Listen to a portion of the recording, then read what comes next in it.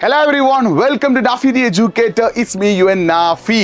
കേരളത്തിലെ 1ാം ക്ലാസ് മുതൽ 10ാം ക്ലാസ് വരെ വിദ്യാർത്ഥികൾക്കുള്ള പ്രധാനപ്പെട്ട ഒരു അപ്ഡേറ്റുമായിട്ടാണ് വന്നിട്ടുള്ളത്. നിങ്ങൾക്ക് തംബ്നെയിൽ കണ്ടപ്പോൾ തന്നെ ഒരു കാര്യം മനസ്സിലായിട്ടുണ്ടാവും. ഓണപ്പരീക്ഷ ഇനി മുതൽ ഇല്ലെന്നല്ല ഇല്ലേന്നാണ് ശരിക്കും വേണ്ടത്. അതായത് ഓണപ്പരീക്ഷ ചിലപ്പോൾ എന്ത് ചെയ്തേക്കാം, ഒഴിവാക്കിയേക്കാം. അപ്പോൾ ആദ്യം നിങ്ങൾ എന്ത് ചെയ്യുക, 3 കാര്യങ്ങളൊന്ന് കമൻറ്റ് ചെയ്യുക. ഓണപ്പരീക്ഷ നിങ്ങൾക്ക് വേണോ വേണ്ടയോ, ഓണപ്പരീക്ഷ ഒഴിവാക്കുകയാണ് അതിനെക്കുറിച്ച് നിങ്ങളുടെ അഭിപ്രായം എന്തൊക്കെയാണെന്ന് കമൻറ്റ് ബോക്സിൽ ടൈപ്പ് ചെയ്യുക. അപ്പോൾ വിദ്യാഭ്യാസ വകുപ്പ് എന്ത് ചെയ്തിരുന്നു, ഒരു സമിതിയെ നിയോഗിച്ചിരുന്നു. അതായത് വിദ്യാഭ്യാസ മേഖലയിലെ പ്രശ്നങ്ങളും കാര്യങ്ങളൊക്കെ പരിഹരിക്കാനും അതിനെക്കുറിച്ചുള്ള കാര്യങ്ങൾ പഠിക്കാനൊക്കെ ആയിട്ട് ആ സമിതി വിദ്യാഭ്യാസ വകുപ്പിന് നൽകിയ നിർദ്ദേശങ്ങളിൽപ്പെട്ട പ്രധാനപ്പെട്ട ഒരു നിർദ്ദേശമാണ് ഓണപ്പരീക്ഷ ഒഴിവാക്കണം. കാരണം ഈ ഒഴിവാക്കാൻ എന്നു പറയാനുള്ള പ്രധാനപ്പെട്ട കാരണം എന്താ, ഈ ഓണപ്പരീക്ഷ നടത്താനും മറ്റുമായിട്ട് 10ഓളം ദിവസങ്ങൾ ചിലവാകുന്നുണ്ട്. ഈ ദിവസങ്ങൾ വിദ്യാർത്ഥികൾക്ക് പഠിക്കാൻ അല്ലെങ്കിൽ പാഠഭാഗങ്ങൾ പഠിപ്പിച്ച് തീർക്കുന്നതിന് കുറഞ്ഞു പോകുന്നുണ്ട്. അതായത് വിദ്യാർത്ഥികൾക്ക് യഥാസമയത്ത് പാഠഭാഗങ്ങൾ പഠിച്ചു തീർക്കാനും അധ്യാപകർക്ക് പാഠങ്ങൾ എടുത്തു തീർക്കാനും സമയം തികയാത്തൊരവസ്ഥ വരുമ്പോഴാണ് 10ഓളം ദിവസങ്ങൾ ഓണപ്പരീക്ഷയുടെ പേരിൽ നഷ്ടപ്പെടുന്നതാണ് പറഞ്ഞത്. അപ്പോൾ എക്സാമിന് അല്ലെങ്കിൽ വിദ്യാർത്ഥികൾക്ക് പഠിക്കാൻ സമയം കിട്ടാത്തത് കൊണ്ട് ഓണപ്പരീക്ഷ ഒഴിവാക്കണം എന്നാണ് പറഞ്ഞത്. പക്ഷെ ഇതൊരു റെക്കമെൻഡേഷൻ മാത്രമാണ്.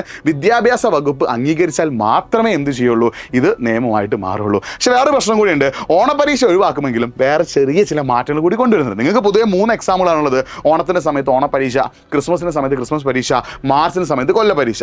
ഈ 3 എക്സാമുകൾ മാറ്റിയിട്ട് 2 എക്സാമാക്കി മാറ്റാൻ പോകണം. അത് ഒക്ടോബറിൽ ഒരു അർദ്ധവാർഷിക പരീക്ഷയും അതേപോലെ തന്നെ മാർച്ചിൽ കൊല്ലപ്പരീക്ഷയും, ഇങ്ങനെ 2 പരീക്ഷകളാക്കി മാറ്റാനുള്ള നിർദ്ദേശം കൂടി ഈ ഒരു സമിതി കൊടുത്തിട്ടുണ്ട്. പിന്നെ മറ്റൊരു പ്രധാനപ്പെട്ട നിർദ്ദേശമാണ് എന്ത്, ഓരോ മാസവും അതത് ക്ലാസ് ടീച്ചർമാർ അതത് വിഷയത്തിൻ്റെ ക്ലാസ് ടെസ്റ്റുകൾ നടത്തണം. അതായത് വിദ്യാർത്ഥി എത്രത്തോളം പാഠഭാഗങ്ങൾ പഠിച്ചിട്ടുണ്ട്, വിദ്യാർത്ഥികൾ എത്രത്തോളം കാര്യങ്ങൾ മനസ്സിലാക്കിയിട്ടുണ്ട്, വിദ്യാർത്ഥികൾ ആ മാസം ഓരോ സബ്ജക്റ്റും എത്രത്തോളം പഠിച്ചിട്ടുണ്ട് എന്ന് മനസ്സിലാക്കാൻ വേണ്ടിയിട്ട് അതത് ക്ലാസ് ടീച്ചേഴ്സ് എന്ത് ചെയ്യണം, ഓരോ മാസവും ഓരോ വിഷയത്തിൻ്റെയും ക്ലാസ് ടെസ്റ്റ് നടത്തുകയും വേണം. ഇതൊക്കെ റെക്കമെൻഡേഷൻസ് ആണ്. ഇതൊക്കെ ഈ വിദ്യാഭ്യാസ വകുപ്പിന് ഈ ഒരു സമിതി നിർദ്ദേശിക്കുന്ന റെക്കമെൻഡേഷൻസ് ആണ്, അല്ലെങ്കിൽ സജഷൻസ് ആണ്. ഇത് ആക്സെപ്റ്റ് ചെയ്താൽ മാത്രമേ അടുത്ത കൊല്ലം മുതൽ എന്ത് ചെയ്യുള്ളൂ, ഇത് പ്രാബല്യത്തിൽ വരുള്ളൂ. അപ്പോൾ ചിലപ്പോൾ അടുത്ത കൊല്ലം മുതൽ എന്ത് ചെയ്തേക്കാം, ഓണപ്പരീക്ഷ ഒഴിവാക്കിയേക്കാം, വർഷത്തിൽ 2 പ്രധാനപ്പെട്ട പരീക്ഷകളായേക്കാം. പക്ഷേ മാസം മാസം ഓരോ പരീക്ഷയും കൊണ്ടുവന്നേക്കാം. അപ്പോൾ ഇത് ഉറപ്പായിട്ടൊന്നുമില്ല. ഇത് വിദ്യാഭ്യാസ വകുപ്പിന് മുന്നിൽ എന്ത് ചെയ്തിട്ടുണ്ട്, സബ്മിറ്റ് ചെയ്തിട്ടുണ്ട്. അവരെന്ത് ചെയ്യണം, കാര്യങ്ങളൊക്കെ പരിശോധിച്ച് ഇത് അംഗീകരിച്ചാൽ എന്ത് ചെയ്യും, പ്രാബല്യത്തിൽ വരും. നിങ്ങൾക്ക് എന്ത് തോന്നുന്നു,